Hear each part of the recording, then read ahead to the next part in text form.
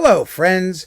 This is Dave Hurwitz, executive editor at ClassicsToday.com, here with reference recording. And today we're talking about Mahler's Das Lied von der Erde, the Song of the Earth. And here the reference recording is really, really complicated. I mean, the choice is clear, but the way we got there is kind of circuitous and tortured. And it tells you, it raises interesting issues of things like provenance and ties to the composer and performance in vocal music particularly, because as you know, Das Lied von der Erde is a song cycle for contralto or baritone and tenor. And so obviously just as important as the conductor is going to be who the singers are. But the thing about Das Lied von der Erde is that singers seem to specialize. And the Das Lied von der Florida, the Das Lied von der Erde sweepstakes is kind of incestuous because everybody shares everybody all the time. I mean, some singers really specialized in doing it and doing it quite well. So let's get to it.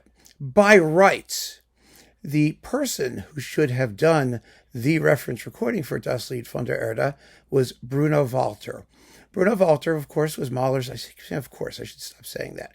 Bruno Walter was Mahler's disciple, and he conducted the premiere.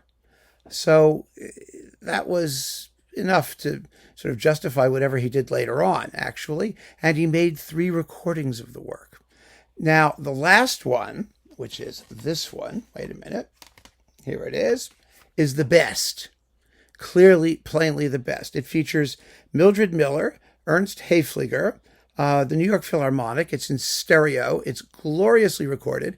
It's very, very well sung. Mildred Miller is one of the great underrated mezzo-sopranos of this time. I mean, especially singing in this work. She did just a stupendous job. Der Abschied was recorded in one take. I mean, it tells. Usually it should be. More on that in a minute. But anyway, this is just an amazing performance, and Walter made it at the end of his life, but he was really still in top form. Absolutely wonderful. Walter also did the first one, which is this one. Now, this one was recorded in 1936. It's live with the Vienna Philharmonic, and it features Kirsten Thorberg and Charles Kuhlmann. It's a decent performance. It really is, especially considering that it was live. It's a little bit quicker than this one, but not like to the music's detriment. And it's really miserably recorded, obviously, because it's live from 1936.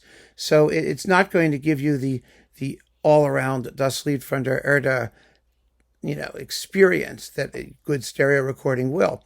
But it's a fine performance. I don't think that it's good enough sonically or interpretively, given its catch-as-catch-can circumstances, to actually count as the reference. But for a first-time effort, it's an important historical recording. That doesn't mean it's the reference recording. So then, in the middle, Walter did this thing. Now, this is the one that a lot of people might claim as a reference, but wrongly so. It's only a reference in the UK, basically, because it features Kathleen Ferrier, who was terminally ill when this recording was made in 1950, something like that, 1950, when was it, 52, with the Vienna Philharmonic, right after the war ended. Well, it's a few years after the war ended by then, 7 years. And it also has tenor Julius Patzek. Now, as far as singing goes, this just goes to show how nutso the world of opera is, because Ferrier was not in best voice, and Patzek was way past his prime as a tenor. The Vienna Philharmonic in 1952 was hardly the orchestra it was before the war, or would become a few years later.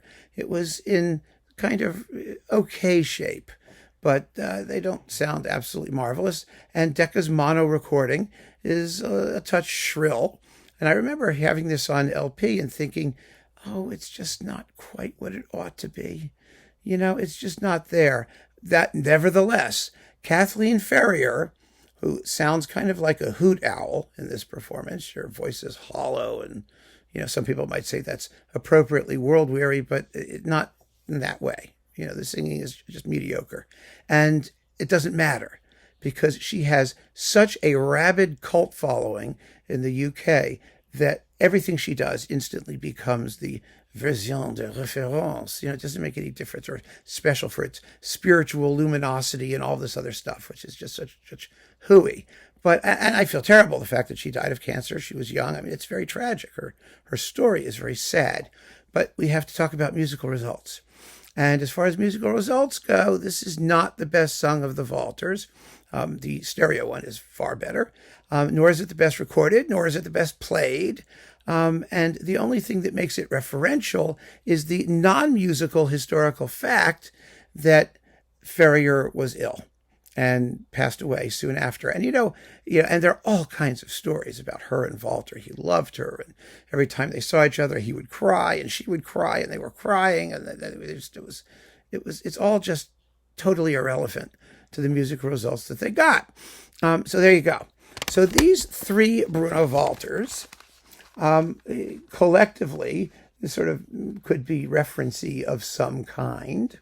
But none of them made it because the English particularly, and maybe the Europeans too, the Vienna Phil people, these two, were never going to concede pride of place to the New York Philharmonic for silly nationalistic reasons, never mind what the thing sounded like, nor were they going to give credit to these singers, Hayfliger, who recorded it actually quite a few times, over these folks. So I don't think the music had anything to do with it at all in that decision, but it conspired to rob the 61 or 59, or when was it? 60. It was issued in 63. I think it was recorded in around 61 or somewhere thereabouts. Anyway, 61, 62. This Das Lied von der Erde of reference status. So what is the reference? Well, these were all done, in the can, made, reissued, released. There they were. And at the same time, we had, around the same period, Leonard Bernstein coming along with the Vienna Philharmonic in the early 60s, quite revivified Vienna Philharmonic, with Fischer-Dieskau and James King. He did the baritone version, but the baritone version was always the interesting exception to the rule in Das Lied von der Erde. So the baritone version could not possibly be the reference recording. And there was even an earlier one that Paul Kletzky recorded with Fischer-Dieskau and Murray Dickey. So that had been there too. And that's also a very good Das Lied von der Erde. It's with the Philharmonia. It's marvelous.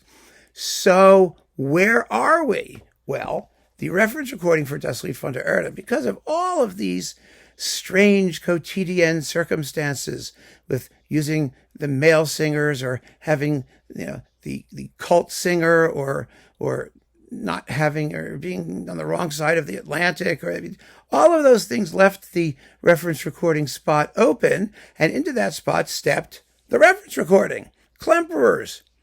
Now, Klemperer became the reference in Das Lied von der Erde for a couple of reasons. First of all, Klemperer had the provenance. He, of course, knew Mahler, was a Mahler conductor all his life, promoted Mahler's music, even though this is late Klemperer, and some of his tempi are a little bit on the slow side, the first song, the drinking song, and maybe of beauty and some things, but it doesn't matter. I mean, it's not unacceptably so. The bottom line is he's got the best singers. He has the young, fabulous Christa Ludwig, and he has Fritz Wunderlich, the late, great Fritz Wunderlich, who is still the reference for all the tenor songs. I mean, no tenor has equaled Wunderlich in these songs. It's really pretty straightforward. So that's the reference. That's the reference. And this, despite the fact that for me, this is still not the best Das Lied von der Erde. Not the best, not my choice. My choice was this one. And I've done a video about Das Lied von der Erde, so you know about this. It's the Haitink with James King, again, and Janet Baker. And Bernstein did a remake with the Israel Philharmonic, also with Janet Baker, and with René Colo singing the tenor parts. René Colo, who did it for Carillon, who was joined by Christa Ludwig. And then we have... it's just so complicated. It just goes on and on that way. with everybody doing their, you have one singer from one set appearing on someone else's set. I think this one with the Concertgebouw is the most beautifully played and beautifully sung Das Lied von der Erde out there. Janet Baker is just as good as Ludwig, and James King is James King. He was a little bit older, but he's still very good. So that's me. However, that did not displace Ludwig and Wunderlich as the reference recording for Das Lied von der Erde, and it's a very fair choice because it gives you Das Lied von der Erde in its best possible vocal estate while leaving the door open to other interpretive options as regards the choice of singers. And so there you have it, my friends. The reference recording for Das Lied von der Erde, Otto Klemperer with the Philharmonia and the new Philharmonia. This recording was made over a period of time, during which time Walter Legg, the producer, pulled the plug on the Philharmonia Orchestra, and it reformed itself as the new Philharmonia and finished making the record. Which is kind of an astonishing little tidbit of discographic history in its own right. So keep on listening, friends. Thank you so much for joining me. Take care.